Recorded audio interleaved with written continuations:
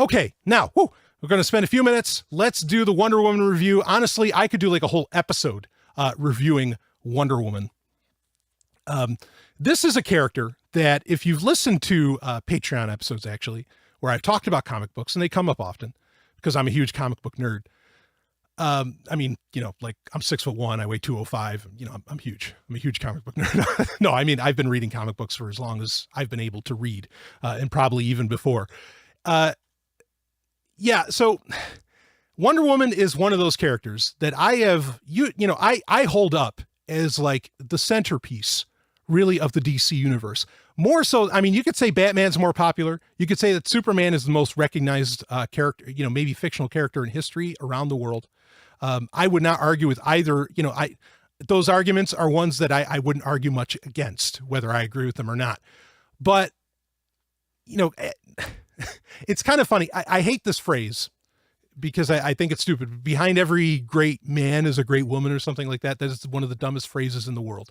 Okay. But admittedly, like the connecting tissue of the DC universe really is Wonder Woman. So Batman wouldn't have what Batman has if there wasn't a Wonder Woman, really to play off of. Superman wouldn't have what, wouldn't enjoy and appreciate, I think, a lot of his popularity if there wasn't a Wonder Woman. Wonder Woman really is the quintessential DC Comics character. Okay. And for her to have never really had a movie until now is, I mean, it says so much. I don't necessarily even like feel totally comfortable just talking about this on my own. I need to bring in, and I've spent so much energy doing this episode. I think I need a doctor. Can I get a doctor? Did somebody call for a doctor? This is Dr. Stephanie Murphy at your service. And go ahead. Brian just paused the recording before you heard that. Brian paused the recording, leaned back in his chair, sighed, and said, I don't think I have the energy to do this. And I said, why? Because you spent so much energy on that Ethereum bullshit? And he said, yeah, it just tired me the fuck out. Yeah. So here I am to help you with your Wonder Woman. Woo! To the rescue. I'm like a doctor. I'm like Wonder Woman. Now, I saw Wonder Woman with you. We saw it on Thursday night. Yeah, we went Thursday night, 7:00 show. First showing. The manager of the theater hadn't even seen it yet. He actually hadn't. They were doing their show. Yeah, they were doing their staff showing after we had our showing.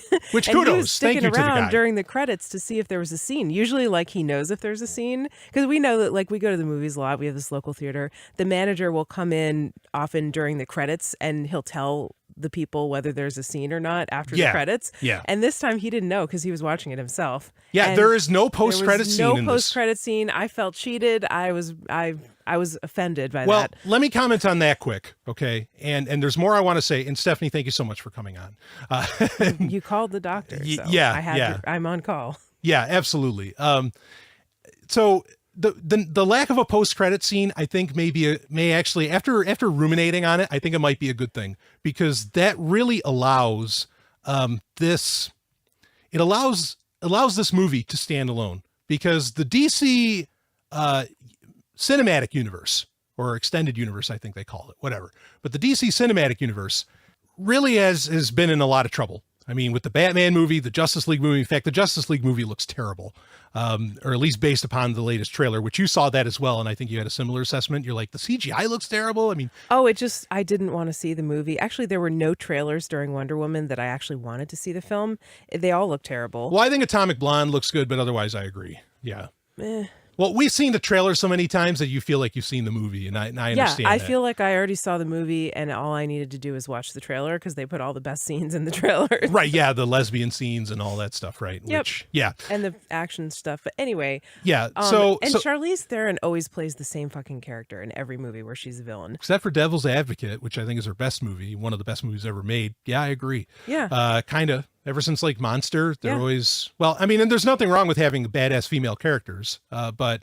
Yeah, I get your point. Well, she's like this cold, calculating villain that like never shows any emotion. And that's like, I guess that's probably, when you're an actor, I can't imagine being happy, like always playing those roles. But anyway, that's a total side tangent. Yeah. I mean, and I think somebody will probably bring up movies that she's been in where she plays like a happy-go-lucky mother or some kind of shit. But okay, whatever. So Yeah, that's fair. But you didn't like the Justice League trailer. But bottom line being is that the DC EU, we'll call it extended universe, is really in trouble. Like, I mean, they have so many problems. Ben Affleck wants to walk. I mean, like there's huge issues here. Yeah. And so for Wonder Woman to stand on its own might not be a bad idea because, I think the problem was, the whole movie of Wonder Woman was leading up to the fucking Justice League movie. At the end of it, she's emailing Batman. She's emailing Bruce Wayne because he found a picture of her. Yeah, but sorry, spoiler alert. Okay. All right, spoiler alerts ahoy. I was going to do them anyway. All right, but hold on. So I don't really think that has to be a lead up to the Justice League. In fact, they could have done that. A lot of people were expecting to see the Justice League like at the end of the film, and they didn't do it. And I thought that was very smart because all they're really referencing is a scene from Batman v Superman, which a lot of people didn't like, was a critical flop. Okay. It made money, but it was a critical flop. So I don't think it has to attack. And they didn't. What would have I agree with you. I agree with your point in the abstract, because even if Ben Affleck showed up as Batman, I would have thought it would have I would have been like, no, bad. Don't do that. Let this really stand on its own. I think they gave it connecting tissue because Gal Gadot or however you pronounce it, she was in Batman v Superman. And I think she was the best part of the movie. And so I think it was okay to have that connecting tissue to that, but I get your point. But I think they made it just enough to where it doesn't have to be a buildup to Justice League, because you didn't, and that's why there also wasn't this might be why also there wasn't a post-credit scene, because that way you don't have to see what, like in every Marvel movie, that we go like Guardians of the Galaxy or something, there's always a post-credit scene that is like hinting at a greater villain. The next movie. This didn't do that at all. Mm-hmm. Like, I really don't think it did. And again, because the scene they're talking about the picture that Bruce Wayne finds in Batman v Superman, which you didn't see that, which I don't blame you, because it's 3 hours. It's tough to get through. I like the movie, but I mean, I like the ultimate edition of the movie, but it's tough to get through. So anyway, so it's really just kind of addressing that more, I think. But I agree, like they dodged a bullet in my opinion, because they could have gone a lot further with making it a prelude to the Justice League, and that would have been a failure in my opinion, because I think they really need to keep. I think it's smart of them, because this is going to be, I guarantee this is going to be a huge success of a film, just because it's Wonder Woman, finally getting her own movie. And they need to leave this open to where it can be its own series and it never touches another movie again, another But it part of the didn't. series. It's like, okay, I get it if you want to dissociate from the rest of the movies in that universe, in the extended universe, but they didn't. Like, the whole movie of Wonder Woman was like a story of Wonder Woman's life and how she got to today, where she's working in some kind of jewelry shop or something. Well, it was an origin France. story, sure, yeah. It was an origin story, right? And so it leads you up to the present day by showing her childhood and how she grew up and what she did in World War I and why she's still in Europe. Okay. Or wherever she is on Earth. Why she's still on Earth. Right. Or, I mean, I guess she grew up on Earth, but why she's still in the human world or whatever. Yeah. Okay. So, I mean, like, I think we'll want to move past this, but, I mean, like the Patty Jenkins, the director who did a fine job in this movie. She has come out and said, there's been some like confusing or conflicting reports on this, but she came out and said that the next movie she doesn't want it to take place in the present day. She wants it to be another period piece, maybe even World War II or something like that, which I think would be the right move. Don't keep this as far away from modern times. Wonder Woman doesn't need to be in modern times. Keep it as far away from that as possible. But some people are saying, like some other people at DC or Warner Brothers are saying, oh no, the next one's going to be contemporary. Patty Jenkins seems to not want to go in that direction, which I hope is where they go, because then otherwise, it would just kind of feel like a Justice League side story, which it doesn't. I don't want it to be. I'm with you in that you don't want it to be that, and it shouldn't be that. I think I defer in that. I don't think this movie was a lead-in, really. I mean, it can be treated as one, but I don't think it has to be seen as one. So, anyway. Okay, well, that's very interesting because, okay, so now we're going to start to get into some of the things that other people have said about the film, but that we also observed. One of the biggest things was that, there were some people talking about how this was supposed to be like a feminist movie. Mm-hmm. And even Wonder Woman, the character of Wonder Woman, okay, she grows up on an all-female island. It's Paradise Island. There's no war there. Right? Because Yeah. it's all The women. mascara. Yeah. Right. And, you know, she's kind of like a goddess or a princess or whatever. So there's a lot of opportunities for lesbian stuff. Right? Yeah. Oh, yeah. But in the comic books now, it's overt that. right. And that, originally the creator of the character Wonder Woman. Well, I want to talk about that. Or yeah, go ahead. Go ahead and talk about it because I think it's relevant to what I'm about to say. Okay. So the creator of Wonder Woman, the original guy was actually a psychologist and a writer, William Moulton Marston. Okay. And the interesting thing about him is that Marston and his wife Elizabeth had what used to be called a cohabitant, that being Olive Byrne. Yeah. Well, that's the thing. His wife Elizabeth was bisexual. Mm-hmm. Olive Byrne, she was bisexual. They were in a love triad. They were in a love triangle. You know, and a happy one at that. Mm-hmm. In fact, Marston based Wonder Woman on both of those women. That's why one could argue, is why she's so wonderful, because she's actually based on two women, you know, with all of their attributes kind of merged into one, which I think is a beautiful creation story in real life, you know, of how Wonder Woman came to be, let alone her, you know, fictional origin story of the mascara. It's an amazing thing. And, you know, a lot of people misattribute like a lot of the bondage stuff, say, in Wonder Woman as being like disempowering, and it's like, oh yeah, she always like she loses her power if her you know, like if her arms, this is in the comic book, there's not a stitch of this in the movie, if her arms are tied up over her head or something like that used to be a thing like decades ago. It's not even in the comics anymore really, but decades ago that used to be a thing. But understand that this love triangle of Marston and you know, Elizabeth and Olive Byrne, you know, they're all into BDSM.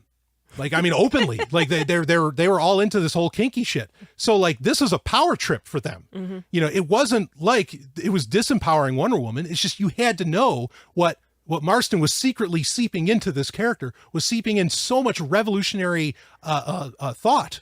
Right. As far as love and feminism. 50 years later, people finally got it. Yeah. And I mean, now people will talk about it. It's like, okay, so they're polyamorous. He had to hide it at the time. Yeah. Right. This had to be very wink and a nod, right? But yeah, which is the history of comic books, because comic books are so subversive. Mm-hmm. I mean, and they have been for a very long time. Continue. Sorry. Yeah. But I mean, even like a Greek kind of island where it's all women, that's the island of Lesbos, where the name lesbian comes from. Well, it's, yeah, Themyscira, but yeah, right, yeah. I mean, I know it has a different name in the comic books, but it's a reference to the concept of the island of Lesbos. Exactly. Yes. In Greece. Yeah.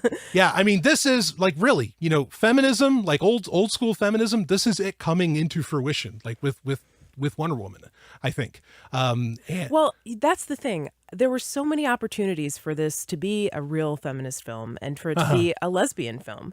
Yep. Or to at least make some reference to the obvious lesbian entendres that are associated with Wonder Woman. Yes. She's a character, she's kind of like Xena. Like, everybody knows Xena was like with her friend, you know? Like, Xena and Gabriella? More than friends, right? Like, yeah. I mean, even though she did stoop guys, it was a lesbian dog whistle. Like, everybody, she was in the Subaru commercials, right? Like, oh yeah. If it was a lesbian dog whistle. And so Wonder Woman is another one of those characters where it's like, okay, obviously this is lesbian, right? That's not really controversial. But it was almost like somebody either realized or was told during the making of this film, okay, we can't make it too gay and we can't make it too like overtly feminist either, because then this is not going to be a mainstream movie and it has to appeal to the mainstream. And so they really dumbed it down on those counts. Yeah. Yes, there were depictions of women training each other in battle and stuff, and women like, you know, shooting arrows and fighting with each other on the island and stuff like that. And there was the idea that there was no war in Paradise Island or Themyscira with all the women, but then when you go into the world of men, then there's war, and they're actually like, it's like a hell, like it's complete war, because World War I was going on, and like her mother warned her about it. So there was that, but it's like, okay, she's never seen a man before. She's grown up for whole childhood all around these women, you know, and she's gone through puberty, you know, with all women. Like, don't think she hasn't been with some of those women, right? And had some significant relationships by the time she gets to adulthood. Yeah. Right. And she's never seen a man before because there's no men on that island. Right. And then a male human pilot like crash lands. She saves his life and she falls in love with him for like no reason that's shown except that he defends her against the Nazis on the battle or the Germans on the beach or whatever. Well, there's like really no good reason for her to fall in love with him. And also like attraction has so much to do with how we're socialized and how we're raised. It's almost like expecting someone who was raised in a very homophobic culture to be attracted to the same sex. It's like, it's not going to happen. She was not socialized to be attracted to men, and so she's not going to be attracted to men. I just thought that part was really unrealistic. Okay, yeah. It's so easy for her to fall in love with him. It wouldn't be. Yeah, okay. So I'm going to say this like at this stage. I thought the movie was great. Okay. I have a lot of caveats around that fact, but I thought the movie was really, really, really good. I know you feel a bit differently about that. I didn't think it was that good. Okay. All right. So now with that said, I agree. One of my caveats, I agree with everything you just said in that I don't think that this movie was radical enough. Like, I don't think it was feminist enough. No. And there were so many opportunities for it to be, and it just wasn't. Yeah. I mean, full disclosure, like I'm a supporter of feminism. Okay. And it is like, okay, a man is the entire reason she wants to fight for the world and stay in the human world and not go back to her island, right? Like, yeah, I mean, I think there's a lot of different ways that could be interpreted, but there were there's definite points. Again, there's spoilers, folks, deal with it. There are definite points in the film that I felt like they were really conceding to making this movie not very feminist. For one, the villainess of Dr. Poison. They failed. This is usually, no matter what people think of this movie, and I think its Rotten Tomato score is like 92% or something right now, which is huge. Mm-hmm. Almost no movies get that. And wow, that really surprises me. Yeah, the only other superhero movies that get that, are like the Christopher Nolan Batman films, maybe like Superman from '78, which this movie shares a lot with, I think, and I do want to get into that at some point. But most people agree the villain sucked in this movie, and I think, like, there was no point to having you effectively ended up with three main villains in this. Mm-hmm. While one could say that shows the strength of Wonder Woman is that she can, on her own, because there were no other superheroes in this movie, which I applaud, that since she took three villains on, slightly superpowered, villains, that speaks to the power of Wonder Woman. I can appreciate that point, but all of the villains were pretty mindless. Like they had no real depth to them at all. And I think making one of them a woman, Dr. Poison, mm-hmm. I think they purposely put her in there to make it seem like it wasn't Wonder Woman against all the men, I do against too, men. But I actually thought that was one of the most feminist things about the film, because there's the stereotype that women are nice and they're not strong. They're actually weak and they don't commit crimes. Right. When sometimes women do. And sometimes women are psychopaths. It's not all men. Sure, right. And also they showed I think the whole like Phantom of the Opera kind of mask that they had her wearing was like a shorthand for like, okay, she's been hurt, right? And that's why she's bad, because she's been hurt. And at the end, actually, when Wonder Woman has the opportunity to kill her, and she lets her go. Yes, this is true. So I thought that those two aspects were it kind of speaks to the whole like sentencing gap. Like when women commit the same crimes as men often get harsher sentences. Yeah. And women are less frequently even like accused or whatever. But they do commit crimes sometimes. And so that is actually like, there are some feminists that are working to like change that. Right. Well, and it's based on the sexist stereotype that women are weak and not capable of evil. Yeah, so you're saying the character of Dr. Poison is like really creates an egalitarian view, like or creates like an equal view of that. No, we're all capable of the same amount of good and evil. I think so, and I think and also, but it also showed that because she let her go at the end, right? When she actually killed the male, General Ludendorff, she killed him, but she let Dr. Poison go, and she kills Ares. Yeah. Right. And so it shows like, even though she was a villain, why did Wonder Woman sort of take pity on her? Because she realized she had been hurt. Right. Because like her mask comes off right before she has Wonder Woman has the opportunity to kill her, because she's another woman, because she doesn't want to kill another woman. I don't know. See, now I think you're reading. you could very well be right. And this is a failing of the movie that I think that could have been a far more beautiful point if they gave us more backstory and more insights into the villains, which they just fucking didn't do. No, they really didn't. I mean, the movie was already so long anyway. And I thought like a lot of the, scenes of Wonder Woman's childhood were kind of too long, like almost unnecessary. We didn't need all that backstory, I don't think. And it was just like, I don't know. I mean, yeah, they could have spent more time characterizing the villains and making you really hate them and see them as villains. Yeah, well, I want to speak to that because I don't think this movie needed to be an origin story. I like that it started in World War I. I think it's interesting that you weren't seeing Wonder Woman in her full power until, like, say, the end of the film. But I really don't think you needed an origin story for Wonder Woman. Just have Wonder Woman be there. You don't have to explain her powers. You don't have to explain what she's got going on. Just have her go out there and kick ass. And the action scenes in this were tremendous. But and I think that brings up another sort of feminist point. Uh-huh. A lot of people, and you and I actually talked about this right after the film, I didn't think that Gal Gadot was the best choice. I mean, she did a good job, right, with what she was given, but yes. I didn't think she was the best choice for casting for Wonder Woman. Mm-hmm. I mean, she's a great actress and everything, but the way she played her was kind of like really playing up the soft side, and also just her physical appearance. Like, she really wasn't like, I think of Wonder Woman and I think of like a lot of strength, but also a lot of femininity. And that's represented in the way she's drawn with like buff muscles, but also big tits. Right. Right. Which is important. Like, that's important. I've talked right. about That's that in part of who she is. Yeah. In comic book writing, having like what you could consider exaggerated body parts and all that is incredibly important because you have to get across in a single panel what this person is. And like, Wonder Woman is absolutely designed to be an example of what femininity, what a woman can be. Mm-hmm. And so, yes, you go with those over exaggerated parts. Mm-hmm. And you can continue.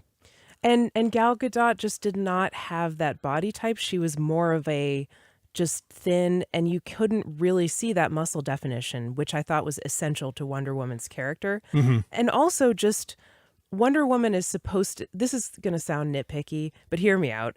I didn't like whoever did the hair in this film. Mm-hmm. I didn't think they did a very good job because they had these amazing hairstyles on Themyscira with the French fishtail braids. Yeah, right. And when they did Gal Gadot's, it was like, it was messy. It was sloppy. Like, okay. It didn't look good. That's interesting. They had like hair flyaways and like little bumps. You're not supposed to have those bumps when you do braids. Trust me. Like, yeah. I've done those braids before. I love to braid hair, and it just, I don't know. I just thought it could have been done better. And also, then they tried to curl her hair towards the end of the film. Uh-huh. Like, they had all these scenes where they would try to curl her hair, but she just kind of has like thin, straight hair, and it didn't really work. Yeah. I really thought they should have put in hair extensions or a wig or something, because her natural hair was not doing it for me. Yeah. Yep. So I agree. She's supposed to have thick, flowing, curly hair. Yeah. So I agree. So Linda Carter, who played Wonder Woman in the incredible, and I mean that, I love the series, the 1977, went 3 seasons, Wonder Woman. Linda Carter played Wonder Woman in that. And I think she has been, I mean, she was based off of the comic book, and she certainly has, I mean, her breasts are huge, Linda Carter's. I mean, she played, when you saw her being Wonder Woman, like, I don't think anybody looked from the comic book to the TV and said, that's not right. They said, oh yeah, you did it right there. And Linda Carter was actually, I mean, she's a, total fitness, fanatic.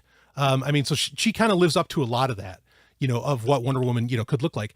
I largely agree. Like, so I agree with your statement. Like, Gal Gadot, I thought she did a great job, but is she my first choice for Wonder Woman? No.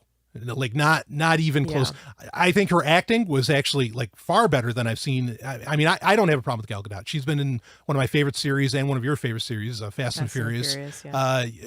I mean, I have no beef with her. Okay. I thought she did a fine job, but I agree. I don't think, like, there's a million other people I would have chosen. I probably would have went with some kind, almost a female bodybuilder of a sort. Yeah. Or at least a fitness model, more definitely. so. And I think that choosing her for the casting and also how she really played up the soft side was part of softening the film and making it more acceptable, because people don't want to see a strong woman. Yeah. They don't want to see a woman who is masculine. Yeah. Or looks masculine or whatever. Yeah. And I'm not saying that women have to have like huge tits, to be a woman or something. I totally disagree with that. I mean, I on a personal note, I love women of all shapes and sizes, but you do have a character with a history and that's known for certain things and that has certain things she's trying to symbolize. I think it would have made sense, and I do too. Yeah. And you know what else? I saw some people talking about this in other reviews, but they changed the character of Wonder Woman a lot because not only did they downplay the muscles and the physical attributes, but they also took away all the America out of her. Like she had a lot of like America, I don't mind that and stuff. I'm not saying I minded either. I just noticed it. It was different than. Well, Fox News apparently talked about this. They complained that it wasn't a very patriotic film. I think that's great. It made sure to know that World War I is a terrible thing. It shouldn't be. And that, both sides need to stop fighting, blah, blah, blah. I mean, like, I thought that was okay. Yes, that was a change that they made with the character, though. She doesn't have the stars on her, on her, whatever, underwear. Yeah. on her suit, that she normally does. Those have been downplayed like stars in the and comics stripes, right? Before no, not stripes, just the stars on the blue and on the lower part of the, of her outfit. Yeah. Those have been downplayed quite a bit in the comics at various points anyway. Okay. But fair enough. But I don't mind that's not there. And if it pissed off Fox News, I'm okay with that too. But well, yeah, I mean, I just thought that was kind of interesting. Like, I'm sure that was done on purpose, right? And so why were they doing that? I think it was like there were lots of trade-offs, right? They made it so there was no lesbianism. They took out the America. They made her a soft character and they made her fall in love with a man so that and also have a female villain so that they could show that she doesn't hate men. Yeah. Right. To make it more acceptable to the mainstream culture. Right. So they're almost like saying, look, she doesn't hate men. It's OK. Like you have to, every time you say you're a feminist, you have to say, oh, but it doesn't mean I hate men. I'm not a man hater. Right. Like you have to coddle people and hold their hand and say, oh, don't worry. I don't hate men. It's like they were doing that with the whole film. But in exchange for that, what they got to do was put in, a pretty strong, kick-ass Wonder Woman, but also there was a Nazi punch reference. Sure. There was a part where there's a German soldier, and it's not Nazis because it's not World War II, it's World War I, but it's clearly a German soldier, and she punches him in the face and gets knocked out and he falls backwards. And I think that was a clear reference to the whole Nazi punch movie. Oh, absolutely. I think they put that in on purpose. Absolutely. And because they knew that was going to be controversial, they wanted to get away with it. So they softened down other aspects of the film. Right. Okay. So now, a few points that play off of what you were just saying. Like, thinking about it, the lack of Americanism, I think that's totally right now. The best place for a movie to make money is in China. I don't know if they're going to allow this to go in China. First thing, right? Well, in Hollywood that's a new trend. But yeah, it was banned in Lebanon. I know about that. The reasons behind that. I actually talked about that in a Patreon hangout that we did this week that if you become a patron, you can listen to.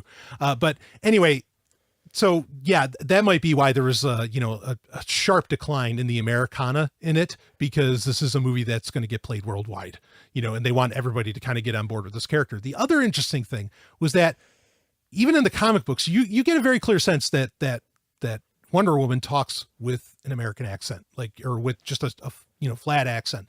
Doesn't have, because Gal Gadot is Jewish, or she's Israeli. Yeah, I mean, she's Jewish, Israeli.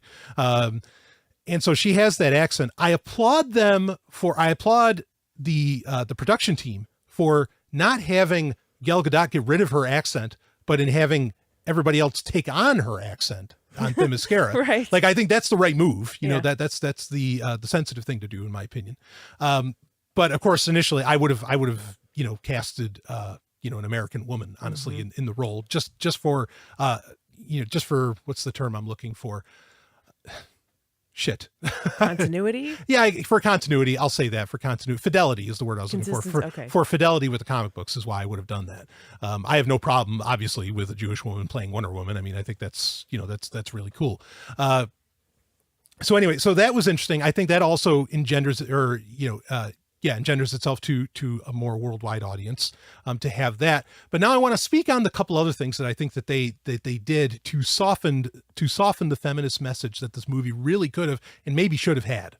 That is that she sleeps with, she fucks Steve Trevor. Like it's very like they don't show anything, and that's part of the problem too, is that they don't actually show the sex scene. Yeah, this is easily a movie meant for the widest possible audience you can get, and the widest amount of demographics, from the youngest kid. I said during the movie, it feels like this is a kid's movie. Yeah, they really made it for a very wide demographic, and that's a failing. I think they should have went full adult, but they're not going to do that because they want this to be a huge moneymaker. Because again, with all the problems that the DCEU is having, they need to make money somewhere because they're not delivering elsewhere. I mean, not that they're afraid to do adult movies. They did Suicide Squad, which is an incredibly adult movie. But I really think it was a failing to not have this be that. Anyway, regardless, so there's that. Like, and I think that was a screw up. They should have never had her sleep with Steve Trevor. You never even got that sense in the 77 TV series that nothing like remotely like that happened. I thought that was odd. Like, I thought that was really out of place. Now, you did get that one line where he's asking her, Steve Trevor, played by Chris Pine, which I thought Chris Pine did just a knockout job. I thought he was really cool. Of course, I also enjoy him as Captain Kirk in the Star Trek movies. But he's asking her, is like, do you have pleasure on your island, everything. And she talks about like this 12-volume series written by someone that she read about sexual pleasure. And she says the conclusion of it is that, men are needed for reproduction, but as far as pleasure, they're not worthwhile. Like you don't need them. Yeah. That was like the one thing that was they put in. Right. That was the one feminist line. And they should have ran with that a whole lot more. I thought, that would have been so cool. I'm so supportive of that. Right. So if she really believes that men are not for having sex with for pleasure, why would she have sex with him? Yeah. Right? Yeah. Right. And that lends to the other major scene, I think, that was softening the feminism, which is there's this great scene where, it's actually it's kind of sexy, where Steve Trevor is on the mascara and is in like this glowing pool of water. He's nude, and she comes in, he gets out, and obviously his junk's hanging. I mean, you don't see it, but it's heavily suggested that she's like looking at it or whatever. I think she should have had a look of disgust.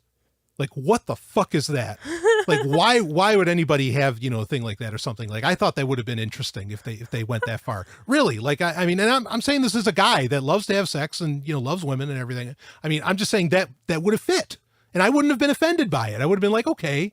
And so that's another area where she's like, where they're making it seem like she's intrigued by the cock. That right. that made it, that softened kind of the feminist aspects of Wonder Woman. The mistaken belief that makes every guy like want to send dick pics to unasked for to women because they think they're going to see it and be like, oh, wow, I'm so turned on. Oh my gosh. All I need is the sight of this thing, and I'm completely horny. Yeah.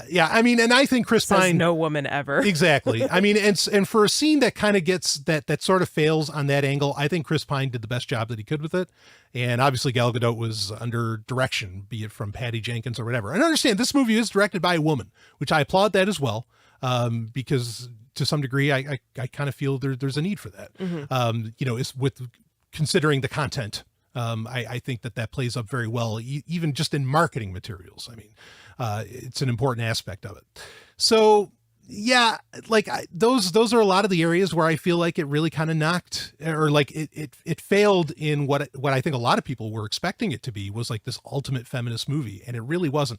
That doesn't mean it was bad. Like I said, I actually think it was a great movie for what it was. One of the points I wanted to bring up was that Patty Jenkins herself, who again, I think did a great job directing, this is her first big movie production, and she knocked it out of the park, in my opinion. She said she looked back to the Richard Donner Superman films, which I consider the quintessential superhero films. And she said, I wanted to go for that style. I think she really delivered on that. Like when they're at No Man's Land, which is very cleverly named, and Wonder Woman ends up, just kicking ass and taking names in No Man's Land, kind of on the front lines between she's getting Germans shot and the at with British. like a hailstorm of bullets, and she deflects all of them and crosses through it. It's an awesome action scene, in my opinion. I thought it was so well done. But I like that. Like she almost never really... She never wields a gun, really. Like she's either deflecting bullets with her shield and her wrist cuffs, right, or she's got a sword, right. And I think that was interesting. Yeah. So she, so what I thought was great about that, and what made it feel like a Superman like a 78 Superman movie, was that she has the line where before she's about to go out there, she's like, well, it's what I'm going to do, and Richard Donner, like in the original Superman movie from 78, my favorite scene is when Superman saves, it's like the first time you see Superman in action, which is analogous to this is the first time you really see Wonder Woman in action in uniform and everything. He saves Lois Lane from this helicopter crash, and she just looks at him and she's like, who are you? And he just says, a friend. And it, like, that statement just says so much about who the character is. And I get chills. I have goosebumps right now just thinking about that scene of Superman, because I think it's so powerful. And I think when she just says, it's what I'm going to do, and it was just a really badass moment in the film. So yeah, I like that it harkened back to that kind of superhero style of storytelling. I think that was the right move, but it wasn't what I was expecting. It wasn't what I was really wanting, but I appreciate it for what it is. So yeah, one thing I think that we can, both of you and I can agree upon that was amazing in this movie was the music. The music was great. Yeah, the score was just fantastic. I mean, really, really intense. Granted, there was that original theme done for Batman v Superman that Hans Zimmer composed, that all that. That's really cool. Yeah, the music was awesome. Give me some other thoughts, Stephanie, and we'll wrap this up here because we're going long. Okay, so two thoughts. One about the female director. I really did notice that the male gaze was kind of absent from the shots. Yes, yes, it was. That was very noticeable. All I could think of was comparing it to like Batman Returns, and there's just there's a scene where, like, I don't know, it's Catwoman or something. She's riding. Oh, you're talking about not Batman Returns, but The Dark Knight Rises. The Dark Knight, yeah, that's Dark right. Knight Rises, which we went to theaters to see a few years ago. Yeah, thank you. But yes, Catwoman. She's riding on Anne a Hathaway. motorcycle, and she, like, there's just a scene where the whole shot is just her ass. Following her ass for like 30 seconds. For like several seconds. It's Yeah. like, okay, that's way over the top, right? Yep. Like, that is what we mean by the male gaze. Yeah. It's a shot from the... Gaze. Yeah, that's right. Yes. Yeah, the male gaze are a whole different story, right? Not Gays. Right. Oh gosh, yeah, that's funny. Yeah. Yeah, but I mean, like, that's what people mean when they say that. It's like, it's a perspective, it's showing it from a male's perspective that's looking at women and objectifying them. Yeah, pretty much no ass shots in this. And there's plenty of Connie Nielsen's in this. There's plenty of like beautiful, and Connie Nielsen did a fantastic job as Diana, the character of Wonder Woman, as her mother. There's plenty of opportunity to do that, and they never took that shot. And I mean, agree. Everybody looked really good anyway, and the action scenes were really cool. But yeah, no, they never do those sort of cheap shots where it's like blatant, throwing a bone to the men. Like, right. Right. And I appreciated that. Another thing, final comment that I wanted to say was there was an interesting message in there, I think, about not being able to save the world, because Wonder Woman starts out in the beginning, and especially when she sees like the scenes of the war, when she's in wherever they are, like about to cross over no man's land from the front of the war, and she sees all these people like starving and in trouble and about to die. She's like, well, we can't move on, we have to save these people. And everyone's telling her, like, look, this is war, you can't save everyone, you're not going to be able to save all these people. Yeah. And she's like, well, I'm going to try anyway, and she really wants to save everybody. But then by the end of the movie, she realizes that human beings have like good and bad in them. They have the capacity for good and evil, and it's not that black and white, and you really can't save everyone. Yeah.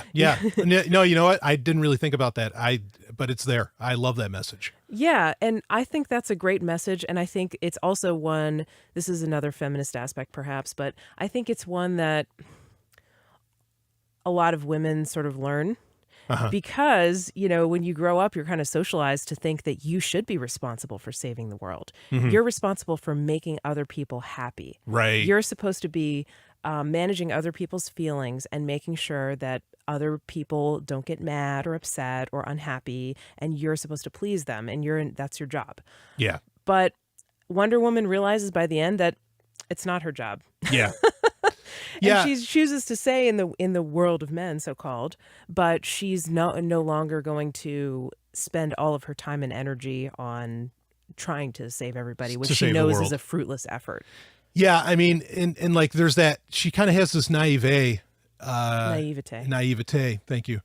She has this naivete of like, all I have to do is kill Ares. Yeah, and exactly. And then the war will just end. He represents all evil. Right. And if I just get rid of him, everyone will stop fighting. Yeah. And then she realizes that, okay, that's actually not true. Yeah, and it kind of has the message, which I was kind of saying earlier in this episode on a different subject, which is that, look, life's very complex. Like, there are no simple answers to this shit. You can't just go, okay, we'll just take this out and then everything will be fine.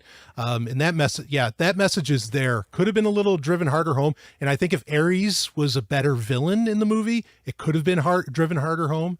And maybe that's why I didn't see it initially. I'm glad you did, though, because I think you're right. And I think that that is a fascinating aspect to take away from this movie. This is a movie I plan on watching at least a couple more times, if not more than that, because I think there's a lot to take in. And I actually hope DC has already been on the trend of when they do home video releases of their DCEU movies, that they make extended versions or like ultimate editions. That would be interesting. I would like to see that of this because I think there's a lot more that when you're That'll not be 3 hours, right, when you're not going after theatrical dollars, which this movie obviously was, which we talked about. I think there's an even greater film that's really, really possible here. Like Batman v Superman, the Ultimate Edition, far better. It's a totally different film. It's way better. And so I think we could end up with the same situation with this.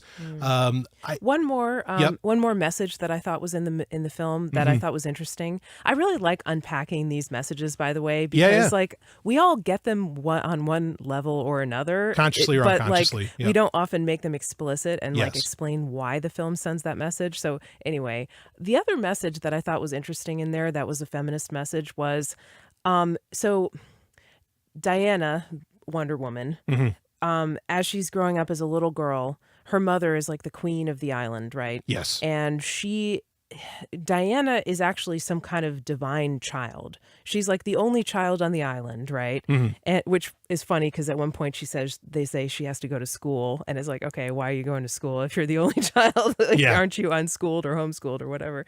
But anyway, her mother kind of protects her from knowing the truth about who she actually is, which is she is some kind of a god. She's a god. She is a god. And she tells her that there's this sword that's called the God Killer. But in reality, Diana is the god killer, because only a god can kill another god, and she is a god. But she doesn't know that she's a god until she finds out much later. So and her mother says, you have to, like, to the battle master or whatever, the woman who's like the head trainer of all the girls. She says, Diana can never know the truth about who she is. You have to train her harder than anyone else so that she is ready for anything and she's able to protect herself. And I just thought that was really interesting. And she ends up becoming an amazing fighter, and she ends up like vanquishing this other god, Ares, that's plaguing everybody. Yeah. But he doesn't get rid of evil on Earth, but she does kill this villain. So anyway, she gets to be the best fighter partially because she believes she's mortal just like everyone else. She thinks that she's vulnerable. She doesn't think that she's invincible. Right. And that is something that I think a lot of girls and women experience. Women tend to have a more realistic view of their own skills and even underestimate themselves a lot of the time. And sometimes that can be a motivation to push them to work harder and be better because they don't have that overconfident, inflated ego. Right. A lot of times when people have an overconfident, inflated ego, they slack off. They don't try because they think they already are the best, so they don't have to push and learn. They don't think there's anything they need to learn because they already know it all. Yeah. And that's a dangerous attitude to have because it can lead to complacency and it can lead to an overinflated sense of your own skills. And so because she underestimates herself, she finds that she's able to do this great thing. Yeah. And only then is she told the truth about how great her powers actually are. Yeah. Yeah. I think that's a great point. And I like, actually, I think that was a message that I picked up on, was that was making sure she doesn't get drunk on her godlike power, that she learns how to like be immortal and not, it's almost like the concept of you can't have the sweet without the sour. Like it's sort of in that vein. It's not the best way to say it, but like it allows you to respect power when you know what it's like to not have it, when you know how to handle things without having it. It's like people that suddenly get a huge influx of money or something, like they waste it because they don't respect it. And I think it was kind of a teaching a respecting of power and everything. It was an interesting aspect of it. So the other thing I want to bring up real quick is that I loved the fact that Steve Trevor was the seducer in this, not of Wonder Woman, but like there's a scene with Dr. Poison where he is being the total flirt, the total seducer. He's trying to lay on the charm. Yeah, and he's doing a hell of a job. To get information from her or something. Right. That's usually just a stock woman's role in a production. And it was so great to say, no, we're going to overtly make sure, it's the guy that's going to do it this time. And I thought that was really cool. Like, I thought that was a nice role reversal that just added on to, kind of the film overall. And also, he flirts with her by saying, "You're a genius." Yeah, right. I want to know, how did you come up with this idea for this poison gas? You're such a genius. Yeah. And I feel like in a lot of movies, that would work on a male character. They'd be like, well, I am a genius. Let me show you my dick. But she didn't fall for it. And that was the other thing interesting about that. It didn't work on her because she could see that he was actually paying attention to Wonder Woman. She could see that he was not looking at her the whole time. Yep. And so it didn't work on her. Yeah, very nice scene. So I thought that was interesting. Yeah, that was a cool scene. So anyway, this is already, I think, might be the longest episode of Sovryn Tech ever done. So we'll wrap it up here. Again, I thought it was a great movie. The more I think about it, the far better I think it actually is. I still have, my main caveats with it have to do with is that, like, I know comic books. I know the character of Wonder Woman very well in all of her forms, and I didn't really get that. But what I did get was very good, but I just have to respect that it's not what I was hoping it would be, and look, I know, like, Wonder Woman's not a full-on, the character in the comic books now is openly bisexual. She admits to, having lesbian sex, gay sex and everything, and she's been with Superman. She's been with Batman. I mean, she certainly had time with the boys, I understand that. But so, yeah, this is just a different movie. And I mean, if and when an extended or ultimate edition comes out, I mean, it may end up higher in my rankings, which is amazing because honestly, Connie Nielsen, who I mentioned, who played Wonder Woman's mother in this, I kind of realized, like, she's in almost all of she's in at least a couple of my top 5 really movies, Devil's Advocate and Gladiator, which is my favorite movie of all time. She's in both of those. I think she's a tremendous actress, gorgeous, of course. Just lots of talent, bottom line. And so who knows, maybe this will end up ranking very, very high in my list. I'm open to that. The more I think about it again, the more I really like it. I can't wait to see it again. And I definitely recommend people, it has my full marks to go and see. But Stephanie, I mean, again, you're far more negative, not your favorite piece of work. Yeah, I just thought it was too long. It was a little bit too much of a kid's movie. It had this like innocent kind of quality to it a little bit. Some of the stuff, I just thought there were too many missed opportunities for lesbian stuff. And that is not to say you couldn't have some lesbian stuff in a kids movie, right? If you have heterosexual love in a kids movies, every Disney movie ever is a prince and a princess falling in love, right? Pretty much. And all the sex was like PG, right? I mean, didn't even show what it. was the rating of this movie? Was it PG-13?